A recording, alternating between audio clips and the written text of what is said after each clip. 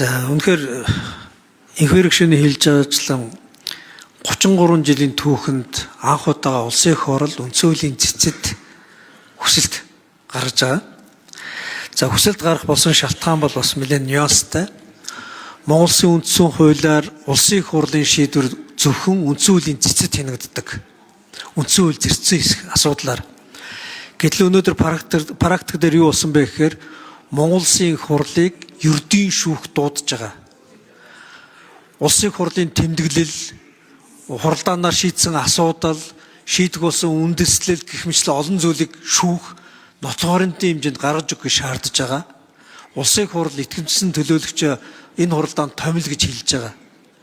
За агуулга нь юу байсан бэ гэхээр улсын их хурлд ажлаа хариуцсан тайлгнадаг байгууллагын даргыг томилсон чөлөөлсөн асуудлаар нэг иргэн гомдол гаргасан. За энэ практик хууль ёсоор ингээд цаашаа үргэлжлэх юм бол улсын их хурл ерөнхий сайдыг огцруулах, улсын их хурл ямар нэгэн албан тушаалтныг томилох асуудлаар томилогдоогүй хүн улсын их хурлыг шүүхэд өгөх хэмжээний тийм гажуудал үүсгэж байгаа байхгүй юу? Тэгэхээр энэ гажуудлыг бол бид засах ёстой. Монгол улс бол парламентын засаглалтай гэж ярьдаг. Үндсэн хуулийн дээр төрийн эрх барих дэд байгууллага бол улсын их хурл гэж хэлдэг. Хууль тогтоох эрхмэлийг гагцхүү улсын их хурлд хадгалагдана. Улсын их хурл Монгол улсын гадаад дотоод бүхий л асуудлыг авч хэлцэх эрхтэй гэж үндсэн хуулийн заалт байгаа. Энэ үндсэн хуулийн хил хязгаарыг ердийн шүүхт авч алхаж ерөөсө болохгүй. Тэгэд энэ гажгийг дасан зогсоох нэг арга зам бол одоо энэ цэцтэй холбоотой хүсэлт илэрхийлэх. Яагаад ийм гажиг үүссэн бэ гэхээр улсын их хурл сүүлд шүүхийн тухай хуулийн дээр дээд шүүх хариалан тодорхойгүй маргааныг шүүхийн хариаллыг тогтоож өгж болно гэдэг байдлаар бичсэн.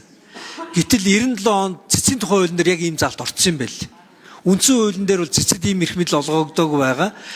Яг энэ асуудлаар иргэн гомдол гаргасаар байгаад үндсэн хуулийн цэцээс шүүхийн хариалт тогтоогоод захиргааны шүүхэд улсын их хурлыг авчид өгсөн юм байл. Тэгэхээр улсын их хурл нийтийн захиргааны байгууллага шиг болж хувирж байгаа.